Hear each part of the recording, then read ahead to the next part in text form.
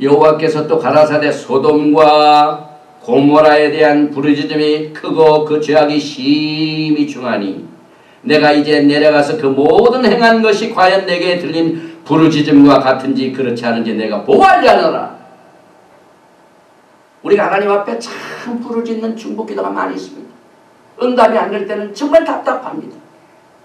막 절망이 됩니다. 그렇게 하나님 앞에 기도하고 기도해도 응답이 안 옵니다.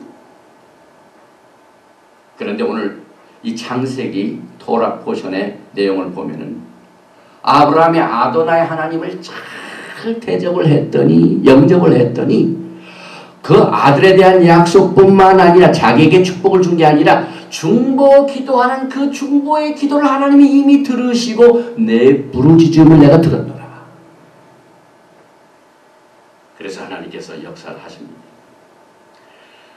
18장 32절에 아브라함이 또 가라되 주는 노하지 마옵소서 내가 이번만 더 말씀하리다 거기서 11일 찾으시면 어찌하시려나이까 가라사대 내가 11일 인하여도 멸하지 아니하리라.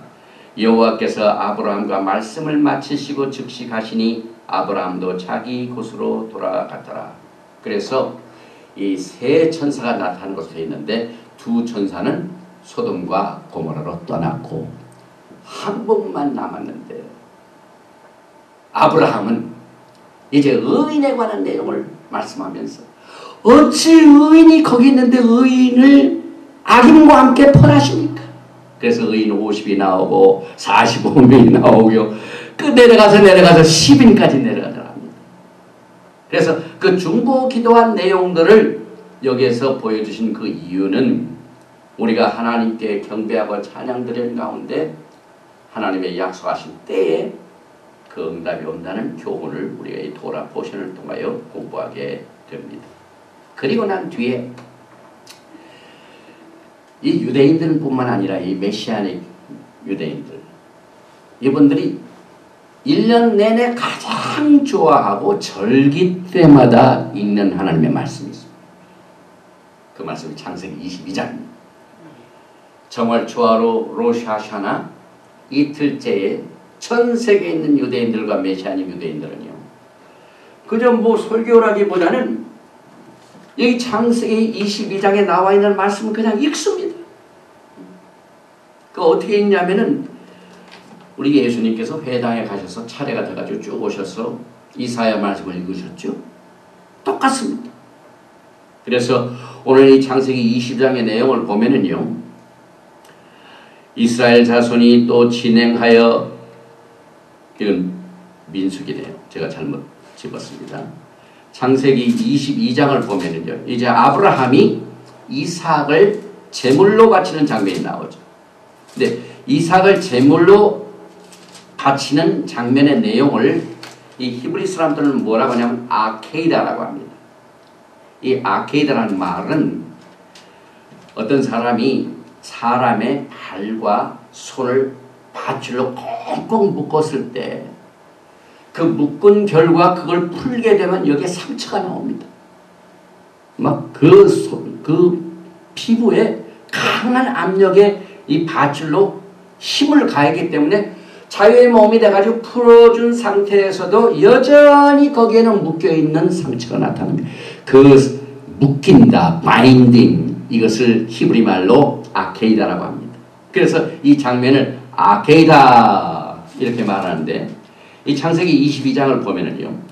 그 일 후에 하나님이 아브라함을 시험하시려고 그를 부르시되 아브라함아 하시니 그가 가로되 내가 여기 있나이다. 여호와께서 가라사대 내 아들 내 사랑하는 독자 이삭을 데리고 모리아 땅으로 가서 내가 지시한 한 산 거기서 그를 번제로 드리라.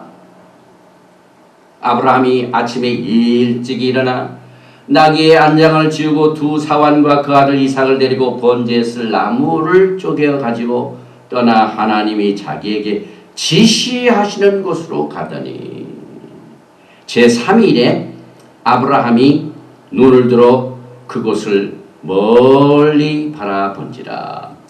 이 내용은 우리들에게 너무나도 잘 알려진 내용입니다. 이 독자 이삭을 하나님 앞에 바치는 아브라함, 이 신앙을 우리는 너무나도 잘 알고 있지만은 막상 우리가 이것을 실현할 수 있을까 하는 생각을 해봅니다. 그래서 하나님께서는 아브라함에게 그 믿음의 조상으로 세우시기 전에 많은 연단을 주셨는데 이 창세기 22장에 나오는 이 시험은 가장 큰 시험이요 맨 마지막 시험입니다. 먼저 갈대아 울지방을 떠나 고향을 떠나라. 자기의 평안히 살던 곳을 다 떠난다는 건 큰 시험이죠. 오늘도 마찬가지로 우리가 이민생활에 한 곳에 자리를 잡고 있다가 하나님께서 갑자기 나타나서 내가 지시할 땅으로 가라 하면 여러분 하루아침에 보따리를 타고 갈 수가 있습니까? 대개 주의 종들이 하나님의 부르심을 받아 떠나라 하는 말씀을 듣고 순종하는 종들이 많이 있지요. 이 아브라함이 우리에게 가르쳐준 교훈입니다.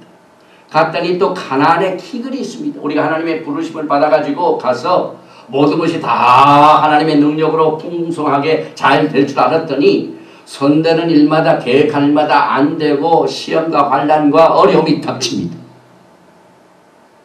주의 종에 가는 길입니다. 이게 아브라함이 겪은 일입니다. 갔더니 가자마자 가나안 땅에 기근이 옵니다. 이게 두 번째 시험. 또 애굽으로 피시다에 갔더니 애굽에서 또 무슨 사건이 있냐면 미세스 아브라함 사라가 너무 이쁩니다.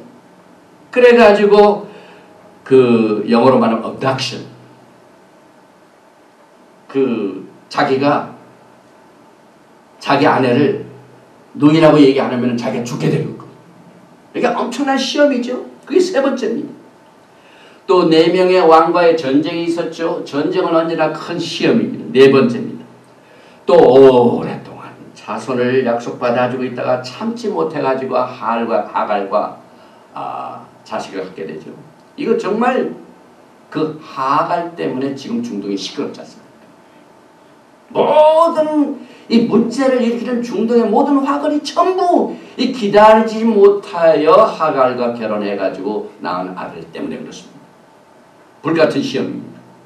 또 그 나이에 할례를 행하는 것, 그 다음에 아비멜렉의 똑같은 abduction이 있습니다.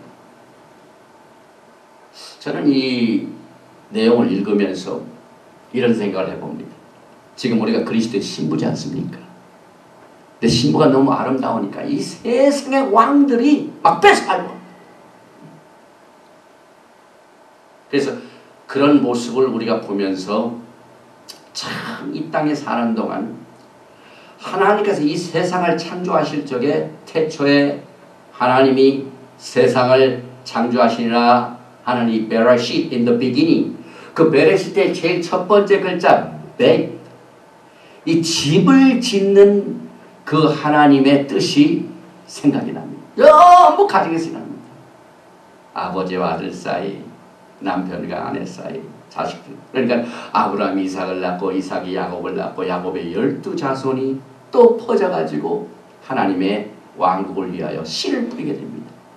그래서 이와 같은 모든 일들을 보면은요, 정말 하나님께서 하나님의 자손들을 예수 그리스도의 신부로 성별시키시고 준비시켜서 이제 예수님은 이 땅에 오셔서 우리들과 거하시기 위해 이 세상을 창조하셨습니다.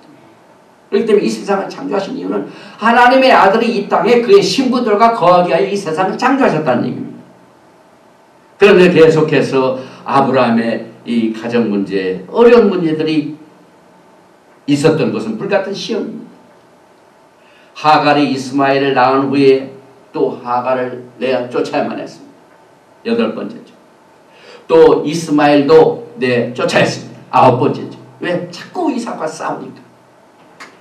그리고 난 뒤에 10번째로 이삭을 번제로 드리라는 명령은 가장 큰 불신이었습니다.